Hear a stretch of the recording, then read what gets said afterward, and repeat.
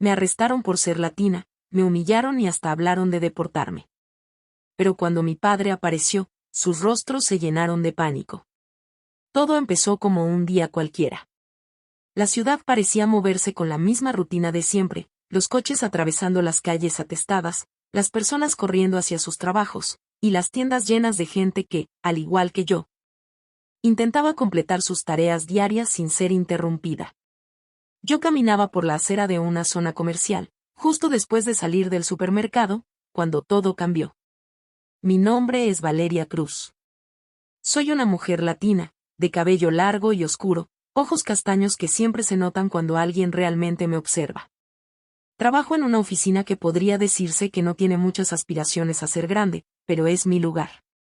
Llevo años luchando por ser escuchada, por demostrar que merezco estar allí, aunque siempre me ha tocado dar más de lo que recibo. Como muchas otras mujeres, he tenido que pelear por mi espacio, mis derechos y mi lugar en una sociedad que aún se encuentra plagada de prejuicios.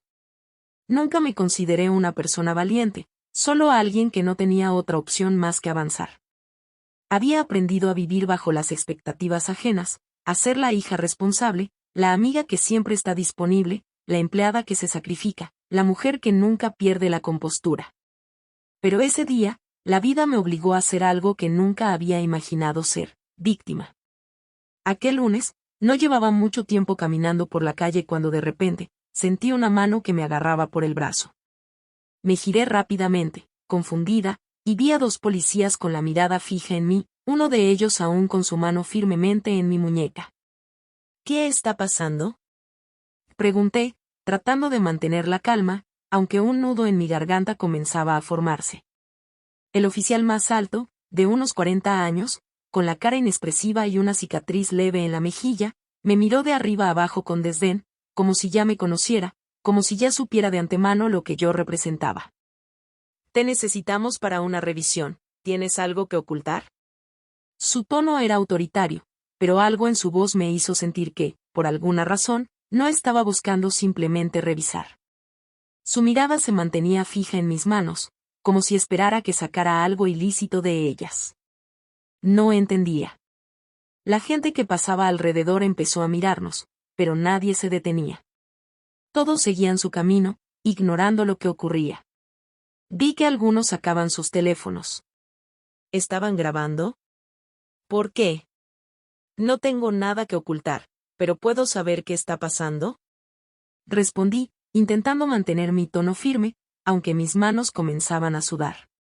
El otro oficial, mucho más joven, un hombre de unos 25 años, me miraba sin expresión alguna, pero pude ver una ligera sonrisa burlona en su rostro, como si todo esto fuera una especie de broma para él.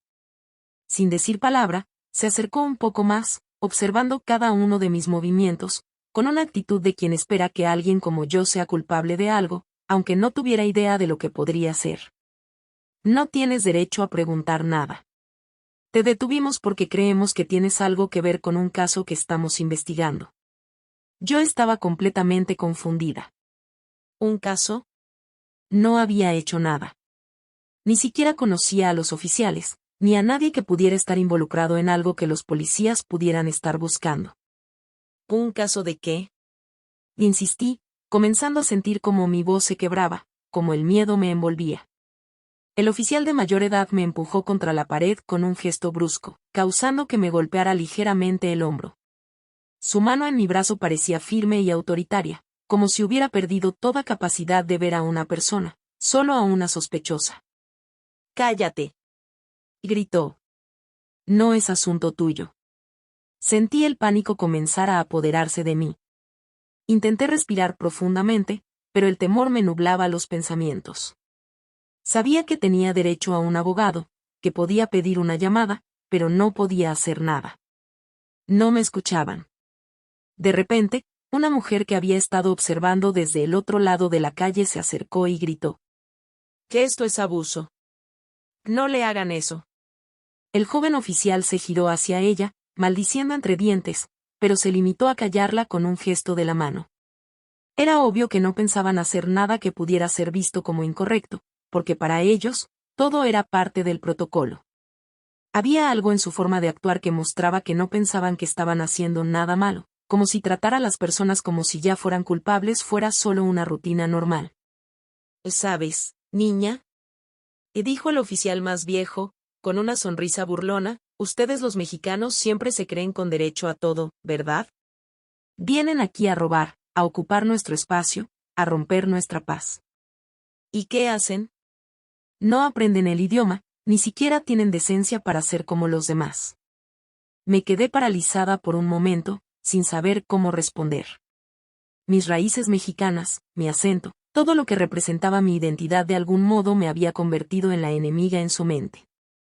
Su comentario hirió profundamente, pero no pude hacer nada más que tragar el malestar. A lo lejos, los murmullos de la gente se convertían en susurros y risas nerviosas. Era como si todos estuvieran esperando una reacción. Algunos se quedaban mirando, otros grababan. Pero ninguno se acercaba para ayudarme. Mira a esta. Continuó el otro oficial, el joven. Ni siquiera sabe qué está pasando. Probablemente ni sabe cómo hablar bien inglés, pero seguro sabe cómo robar. La humillación me quemó por dentro, pero intenté mantener la compostura. Todo lo que había aprendido, todas las veces que me había esforzado para demostrar que merecía estar donde estaba, se evaporaban en un instante. Entonces, uno de los policías me empujó hacia el coche patrulla. El frío metal de las esposas me rozó las muñecas, y sentí una presión indescriptible que casi me hace caer al suelo. ¿A dónde me llevan? Pregunté, mi voz apenas un susurro. A la estación, respondió el oficial de mayor edad, con una mirada indiferente, como si fuera lo más natural del mundo. Lo que para ellos era protocolo, para mí era una humillación que no merecía. Me sentía como si, por el simple hecho de ser quien soy, no tuviera derecho a la dignidad. Como si mi vida fuera solo una sombra en un sistema que estaba hecho para ignorar mi humanidad. La estación de policía no estaba lejos. A medida que el coche patrulla avanzaba por las calles, mi mente empezó a girar en círculos. ¿Por qué? ¿Qué estaba sucediendo? ¿Cómo había llegado a esto? Apenas llegamos, fui arrastrada por el pasillo frío y desgastado de la estación.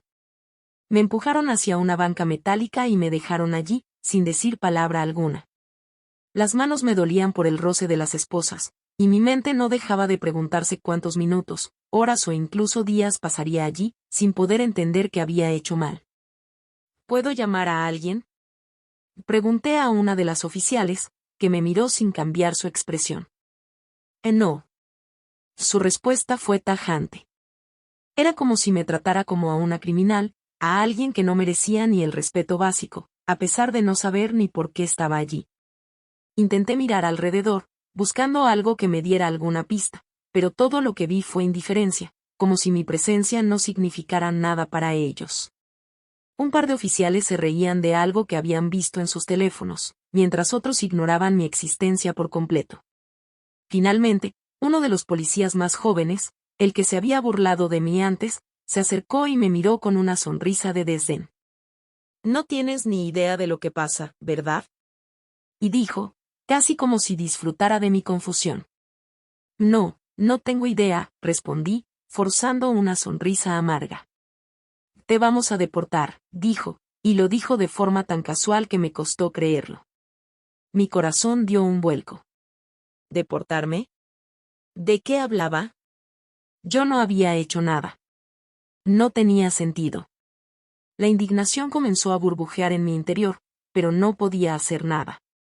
Estaba atrapada en ese lugar, sin poder siquiera defenderme. La estación de policía no era un lugar agradable, ni mucho menos digno de esperanza. El ambiente estaba impregnado con el olor de humedad y el constante ruido de teléfonos sonando y puertas abriéndose y cerrándose. Los pasillos estaban sucios, las paredes envejecidas, y el zumbido de una luz parpadeante sobre mi cabeza no hacía más que aumentar mi ansiedad. Mi mente no dejaba de darle vueltas a lo que había sucedido. ¿Cómo había llegado a esto? ¿Qué había hecho para merecer esto? ¿Por qué me trataban como si fuera una criminal? Sentada en el banco metálico, con las muñecas aún doloridas por las esposas, intenté mantener la calma. Pero no era fácil. Cada vez que miraba a los oficiales, veía sus ojos llenos de indiferencia, como si no fuera más que una molestia para ellos. Me sentía invisible, pequeña, como si mi voz no fuera suficiente para romper la barrera que me separaba de la humanidad. Uno de los oficiales que me había detenido, el más joven, el que parecía disfrutar de mi humillación, se acercó nuevamente. Esta vez no me miró a los ojos. Mantenía la vista fija en el teléfono móvil que sostenía en la mano. De vez en cuando, levantaba la mirada, pero parecía no importarle lo que estaba sucediendo conmigo. Me preguntaba si realmente me veía, o si solo me veía como parte del paisaje de esa estación, una mujer más que no importaba. El oficial de mayor edad, que se había mostrado más autoritario al principio, caminaba de un lado a otro, tomando notas en su cuaderno y dando órdenes a otros oficiales sin siquiera dirigirnos la palabra. Parecían tan seguros de lo que estaban haciendo, como si todo estuviera bajo control, como si nadie pudiera hacerles frente. Me sentí atrapada. Todo lo que había querido era regresar a mi hogar, a mi vida normal, pero ahora estaba aquí, sin saber por qué, sin poder hacer nada. Intenté recordar mi derecho a una llamada, a pedir un abogado, pero la idea de hablar con alguien, de enfrentarme a la posibilidad de que mi familia tuviera que enterarse de lo que estaba pasando, me aterraba. Si no era culpable, ¿cómo podría explicarlo? ¿Cómo podía defenderme de algo que ni siquiera comprendía? Cada vez que un oficial pasaba cerca de mí, sentía como si mi estómago se apretara más. Sus murmullos y risas se filtraban a través del aire pesado de la estación. Estaban acostumbrados a tratar con personas como yo, mujeres latinas, sin poder, sin voz. Lo sabían, y yo lo sabía. A los ojos de estos hombres, no valía nada. Mi mente comenzó a colapsar, rodeada de pensamientos oscuros. La idea de ser deportada me recorría una y otra vez. ¿Qué iba a hacer yo en otro país, sin nada, sin nadie? No podía permitir que eso sucediera. Pero, ¿cómo escapar de esta pesadilla? El sonido de una puerta abriéndose me sacó de mis pensamientos. Un hombre entró en la sala, un abogado, o al menos eso parecía. Era un hombre de mediana edad, con un rostro serio, vestido con un traje oscuro y una chaqueta que parecía haber sido cuidadosamente planchada. De inmediato, me llamó la atención, no solo por su aspecto profesional, sino porque, por un momento, los policías dejaron de hablar, como si el simple hecho de que él estuviera allí los hubiera hecho sentir incómodos. ¿Cuál es la situación con esta mujer?, preguntó el hombre, mirando directamente a los oficiales con una postura que dejó claro que no estaba allí para perder el tiempo. El oficial de mayor edad lo miró, claramente molesto por la interrupción. Estamos procesando a esta mujer por un caso de sospecha de fraude. No hemos podido obtener pruebas, pero estamos en el proceso de investigar más a fondo, dijo, como si esperara que el abogado se conformara con la respuesta. El abogado frunció el ceño y se cruzó de brazos, observando detenidamente a los oficiales. ¿Fraude? ¿Y por qué la tienen detenida? ¿Por qué no la han dejado contactar a un abogado antes de esto? Su voz fue firme, pero no agresiva. Como si estuviera acostumbrado a enfrentarse a la burocracia. El joven oficial, al parecer no acostumbrado a enfrentarse a alguien con tanta seguridad, no supo qué decir. Se quedó callado, mirando a su compañero mayor, como si esperara una respuesta. Sabes que esto no es legal, ¿verdad?, continuó el abogado, dirigiéndose al oficial mayor, cuyo rostro se estaba tornando cada vez más rojo. La detención de una persona sin pruebas no es solo un abuso de poder, es un acto ilegal. Y si estás pensando en deportarla sin siquiera darle el derecho a un abogado, te aseguro que los responsables de este acto tendrán que rendir cuentas. El oficial de mayor edad intentó reaccionar, pero la mirada del abogado lo detuvo. Mi corazón dio un vuelco, y aunque no comprendía todos los detalles, sentí una pequeña chispa de esperanza. Finalmente alguien se estaba tomando el tiempo de cuestionar lo que estaba sucediendo. Este hombre no era como ellos. No parecía tener el mismo desprecio que los oficiales de policía. ¿Quién es él?, pregunté en voz baja, incapaz de dejar de mirarlo. El miedo en mi pecho comenzó a disolverse ligeramente, como si una mano invisible comenzara a aflojar el nudo en mi garganta. Es abogado, parece que fue llamado por alguien importante, respondió otro de los oficiales, con tono de indiferencia, pero sin poder ocultar la inquietud que había invadido el ambiente. Algo había cambiado. Y aunque mi situación seguía siendo grave, ya no estaba sola. Durante los siguientes minutos, el abogado habló con los oficiales en un tono más bajo, pero las palabras que intercambiaban no eran nada amigables.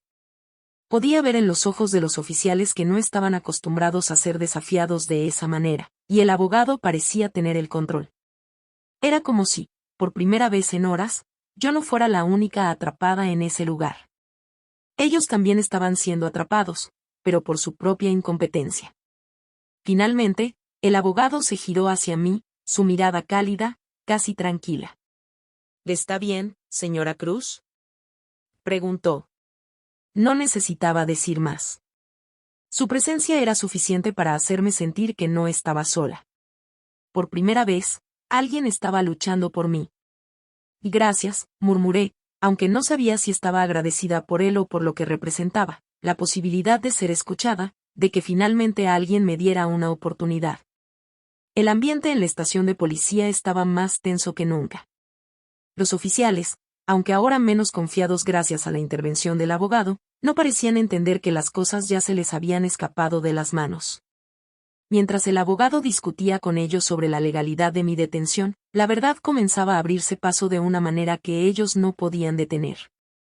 Pero lo que ni ellos ni yo sabíamos era que algo mucho más grande estaba ocurriendo fuera de las paredes de esa comisaría. Y el mundo ya lo sabe, me dijo el abogado, con una expresión que oscilaba entre la satisfacción y una fría superioridad. Mi confusión era evidente, y él, notando eso, me explicó con un tono casi condescendiente: el video de tu arresto se ha hecho viral. Hay manifestantes fuera, exigiendo respuestas. Incluso los activistas y periodistas ya están involucrados. Ya no estás sola. Al principio, la idea de que mi humillación fuera pública me aterraba. ¿Cómo me verían los demás? Pero luego, lentamente, comencé a darme cuenta de que la situación estaba cambiando. El video había hecho que mi arresto, mi injusticia, fuera visible. Ya no era solo el abuso de unos oficiales de policía, era un caso que estaba alcanzando a personas fuera de mi mundo inmediato. Quizás este era el cambio que necesitaba. Una vez que los oficiales, visiblemente incómodos, me permitieron hacer una llamada, no dudé en marcar el número de mi madre. Sentía la necesidad de escuchar su voz, de saber que aún podía contar con ella. Mamá, estoy detenida. No sé qué está pasando, pero no he hecho nada. Y mi voz tembló al principio, pero la necesidad de ser escuchada me hizo encontrar fuerzas. No sé por qué me están tratando así. El silencio del otro lado fue largo, pero mi madre finalmente respondió, su tono lleno de preocupación. ¿Qué? Valeria, ¿cómo que detenida? Su voz era un reflejo de shock y ansiedad. No te preocupes, hija. Estoy llamando a tu padre. Él puede hacer algo. Ya está encaminado, y ha llamado a alguien, pero tienes que mantenerte fuerte, ¿entendido? Pronto estará aquí. Esas palabras, aunque sencillas, me dieron una pizca de esperanza. Mi padre siempre había sido un hombre de acción.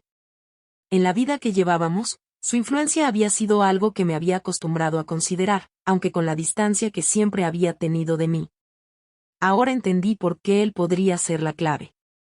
El abogado, mientras tanto, seguía discutiendo con los oficiales, insistiendo en que lo que estaban haciendo era ilegal. Aunque los policías intentaron desmentirlo, el hecho de que la atención ya estuviera puesta en ellos los hizo retroceder. Sabían que no podían continuar con el mismo nivel de indiferencia. Y cuando las voces en el exterior se hicieron más fuertes, con los manifestantes exigiendo mi liberación, pude ver cómo los oficiales, en su mayoría, se ponían nerviosos. Fuera de la estación, los periodistas ya estaban congregados, cámaras apuntando hacia el edificio, mientras las redes sociales explotaban con la noticia. Almohadilla Justicia para Valeria estaba ganando fuerza, y con ella, más y más voces se unían a mi causa. Pero lo que no sabía era que, al mismo tiempo, mi padre estaba en camino, moviendo piezas en los lugares donde realmente importaba.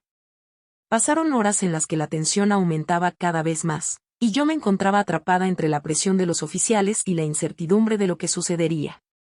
Entonces, al final de la sala, las puertas se abrieron, y con paso firme, un hombre vestido con un traje oscuro entró. Su presencia era tan imponente que, cuando lo vi, supe inmediatamente quién era. Mi padre. No necesitaba que me lo dijeran. Su mirada, su postura, la forma en que los oficiales que antes se habían mostrado tan arrogantes empezaron a titubear, todo eso me lo confirmó. Mi corazón dio un salto, y sentí una mezcla de alivio y temor al mismo tiempo. Él, al igual que yo, había sido parte del sistema, pero siempre desde el lado que tenía el control. Ahora, con su llegada, estaba claro que los papeles se estaban invirtiendo. Valeria, hija, dijo, su voz grave y calma, aunque con una ligera tensión que no pasó desapercibida. ¿Estás bien?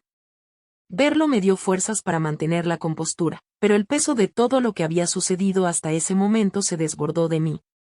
Mi cuerpo, que había estado tenso durante todo el día, se relajó al instante. Las lágrimas, que había contenido durante tanto tiempo, comenzaron a caer sin poder evitarlo. Papá, yo, no sé qué está pasando, pero mi voz se quebró por completo. Él me miró, y sin una palabra más, su mirada era todo lo que necesitaba. Era como si su sola presencia borrara la desesperación que había sentido hasta ese momento. Sin perder tiempo, se giró hacia los oficiales, su postura imponente como si les dijera que ahora estaban frente a algo mucho más grande que ellos. Quiero hablar con el comandante de esta estación ahora mismo, ordenó. La autoridad en su tono no dejaba espacio para discusión.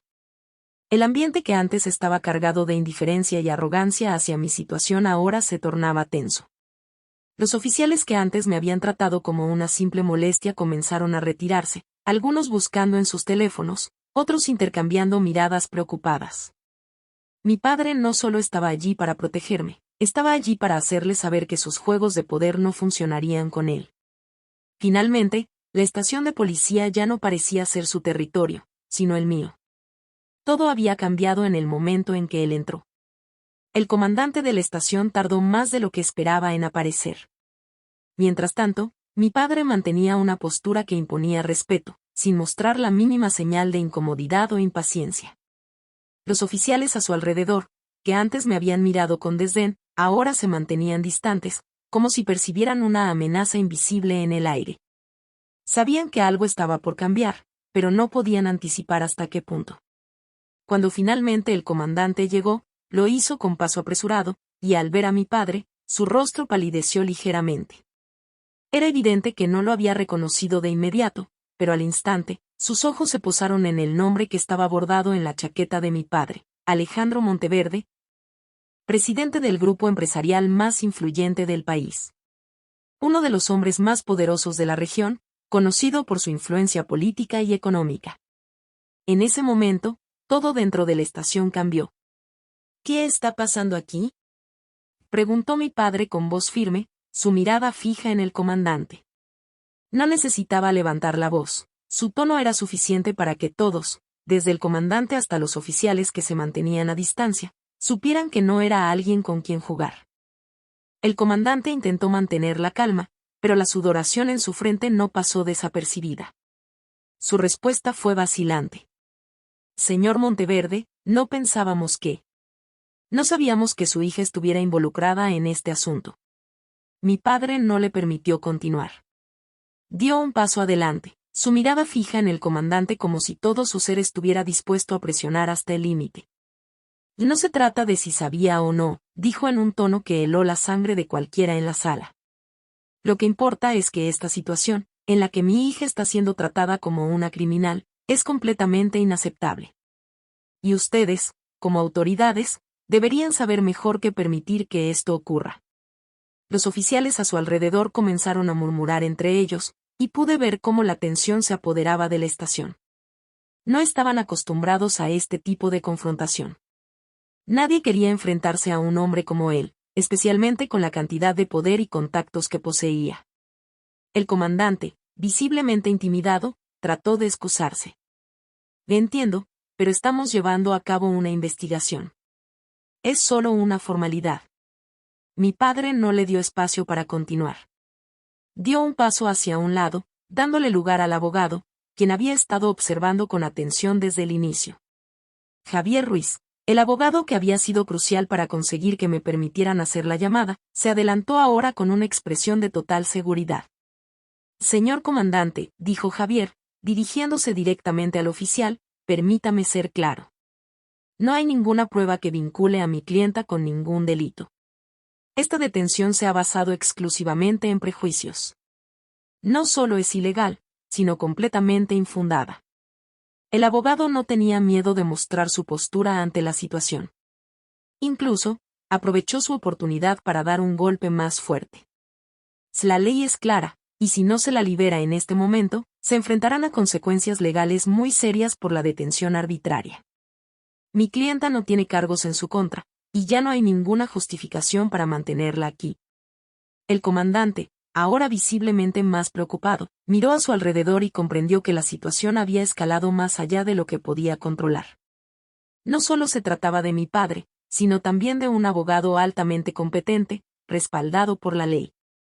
Lo que había comenzado como una simple confrontación, ahora era una batalla que ellos no podían ganar.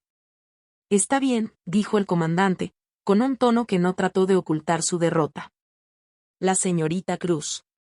Quiero decir, la señorita Monteverde, puede irse.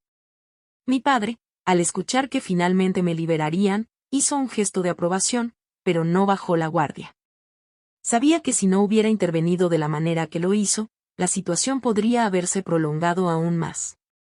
Aunque estaba claro que su nombre y su poder ayudaron a acelerar el proceso, no fue solo eso lo que cambió el curso de los acontecimientos. Fue el respaldo legal que Javier Ruiz proporcionó, argumentando que la detención no tenía ningún fundamento legal. Mi padre me miró, y sus ojos, siempre tan reservados, mostraron una mezcla de preocupación y alivio. Finalmente, después de un momento que se sintió eterno, pude salir de la estación. Antes de salir, mi padre me detuvo por un instante y, con una sonrisa tensa, me dijo: «Te dije que no tenías nada de qué preocuparte». Las puertas de la comisaría se abrieron ante nosotros, y salimos sin que los periodistas ni los manifestantes pudieran grabar lo que realmente había sucedido dentro. Sabía que la situación se había resuelto, pero el peso de todo lo ocurrido aún descansaba en mis hombros. Aunque había sido liberada, el dolor de la injusticia seguía presente, y mi lucha no había terminado. Al menos, esa noche, había ganado una pequeña victoria. Afuera, mi padre se detuvo y me miró con seriedad. «Tienes que entender algo, Valeria», comenzó, su tono grave. «No me agrada que uses el apellido de tu madre, pero sé por qué lo haces. Las consecuencias para tu vida personal y profesional podrían ser diferentes. El mundo te vería solo como mi hija, y no como una persona capaz de tomar sus propias decisiones. Pero no quiero que esto te vuelva a pasar». Asentí, sabiendo que no era un tema fácil para él. Había crecido bajo su sombra, pero siempre había sido mi decisión qué apellido llevar y qué nombre usar. No me sentía identificada con Monteverde, ni con lo que representaba, pero entendía las razones que mi padre me daba. «Lo sé, papá. Lo sé». La noche que pasé fuera de la estación de policía fue inquietante. Aunque había sido liberada de forma legal, la realidad de lo sucedido aún me perseguía. Mi padre me dio espacio para descansar, pero no me apartó de su lado, consciente de que las consecuencias de los actos de los policías eran más grandes de lo que parecían a simple vista. Sabía que esta no era solo una victoria personal, era una lección de justicia que se impondría no solo sobre esos oficiales, sino también sobre el sistema. La historia de mi detención injusta se había hecho viral en cuestión de horas. Los medios y las redes sociales estallaron con el caso. Noticias, videos de testigos, comentarios, memes, todo se volvió un fuego imparable. Mi cara, mi nombre, y lo que había sufrido se difundieron por cada rincón del país. La indignación era generalizada. Los comentarios de apoyo no paraban de llegar, pero también hubo voces de crítica, aquellas que se tomaban la parte más superficial de la historia, sin comprender todo lo que había pasado. No obstante, lo que más me sorprendió fue la cantidad de personas que, al igual que yo, habían sido víctimas de un sistema que estaba podrido en prejuicios. Al día siguiente, mi padre se reunió con su abogado, Javier Ruiz, y con algunos de sus contactos legales para analizar qué paso seguir. Las pruebas contra los policías eran claras. Abusaron de su poder, actuaron por prejuicios infundados y violaron mis derechos. Javier estaba decidido a llevar el caso lo más lejos posible, pero no solo en el ámbito legal. Quiero que esto sea un mensaje, dijo mi padre, con determinación. No solo quiero que los responsables enfrenten las consecuencias, sino que se entienda que nadie está por encima de la ley, ni siquiera aquellos que creen que lo están. Mi padre no se conformó con dejar que los oficiales enfrentaran simplemente una sanción interna dentro de la policía. Junto con Javier, buscó que el caso tuviera repercusiones en los tribunales, llevando el asunto hasta donde fuera necesario. Pero no solo era el sistema legal el que debía hacerse responsable, la presión de la opinión pública también jugaría un papel crucial. Mi historia, ya viral, había alcanzado un nivel en el que la presión social era imparable. La gente estaba furiosa. Los medios, que habían seguido mi caso de cerca, no solo reportaron la detención, también se aseguraron de seguir cada paso que dábamos en busca de justicia. Los policías involucrados no podían esconderse. El escándalo era enorme, y la presión para que el caso fuera tratado con la seriedad que merecía era imparable. Aunque no se podía dar marcha atrás, la justicia fue más rápida de lo que esperaba. Después de varias semanas de disputas legales, y tras la divulgación de las pruebas que Javier y mi padre habían reunido, los oficiales que abusaron de su poder fueron suspendidos de inmediato y se iniciaron las investigaciones judiciales. La comunidad pedía más que sanciones internas, quería un cambio real. Los manifestantes, en su mayoría latinos y de otras comunidades marginalizadas, se levantaron en apoyo a mi causa. Ya no era solo mi historia. Era la historia de tantos que nunca habían tenido una plataforma para ser escuchados. Pero el impacto fue aún mayor. La indignación pública fue tal que el caso se llevó a los tribunales, y no solo los oficiales fueron procesados, sino que la policía tuvo que enfrentarse a una revisión exhaustiva sobre sus prácticas discriminatorias. La opinión pública, que inicialmente había reaccionado con escepticismo, terminó apoyando de manera abrumadora el proceso que estaba en marcha. Mi liberación y la posterior investigación fueron un recordatorio de que el poder de las instituciones no debía ser absoluto. A lo largo de este proceso, entendí que mi lucha personal no era solo por venganza, sino por algo mucho más grande, el cambio. Y aunque el sistema no cambiaría de la noche a la mañana, mi historia había dejado una huella indeleble en la conciencia colectiva de la sociedad. Para mí, sin embargo, la lección fue mucho más profunda. Después de todo lo vivido, algo dentro de mí cambió. Ya no veía la vida de la misma forma. Estaba decidida a dar un paso hacia algo más grande que la venganza o la justicia personal. Mi padre había hecho lo que se esperaba de él, había usado su poder y su influencia para corregir lo que estaba mal. Pero, aunque agradecida, sentí que yo podía hacer algo por mi cuenta, algo que tuviera un impacto más allá de mi propio sufrimiento. Fue entonces cuando, con el apellido de mi padre y el peso de mi propia experiencia, decidí crear una fundación enfocada en los derechos de los latinos y las minorías en el país. Quería proporcionar apoyo legal, educativo y emocional a aquellos que, como yo, habían sido víctimas de discriminación y abuso por prejuicios. Sabía que no podía cambiar el mundo de un día para otro, pero con la influencia de mi apellido y la lección de justicia que llevaba conmigo, tenía la oportunidad de hacer una diferencia real. La fundación, que llamé Raíces de Justicia, comenzó a crecer rápidamente. A medida que más personas se unían y compartían sus historias, entendí que mi lucha personal no había sido en vano. Había algo mucho más grande en juego, la posibilidad de darles voz a quienes nunca la habían tenido, de ayudar a aquellos que no tenían los recursos para enfrentarse al sistema. Mi padre, al principio reticente, vio el impacto que mi trabajo comenzaba a tener en las comunidades marginadas. Estaba orgulloso de mí, pero también entendía que este era el camino que había elegido por mí misma. Y aunque no había olvidado lo que sucedió esa noche en la estación de policía, lo veía desde una nueva perspectiva. La justicia que había conseguido, las consecuencias que los policías enfrentaron, eran importantes, pero lo que realmente marcó la diferencia fue cómo decidí canalizar todo lo vivido en algo positivo. Al final, no se trataba solo de una victoria personal, sino de un cambio real en la vida de aquellos que más lo necesitaban. Mi vida había cambiado para siempre. Y aunque la sombra de esa injusticia nunca desaparecería completamente, aprendí que a veces el propósito de nuestras luchas no es solo vencer, sino transformar. Espero que esta historia te haya inspirado y dejado algo en que reflexionar. Si te gustó, te invito a explorar más contenido en el canal, donde compartimos relatos llenos de emociones y lecciones de vida. Suscríbete y dale like si quieres seguir acompañándonos en más historias como esta.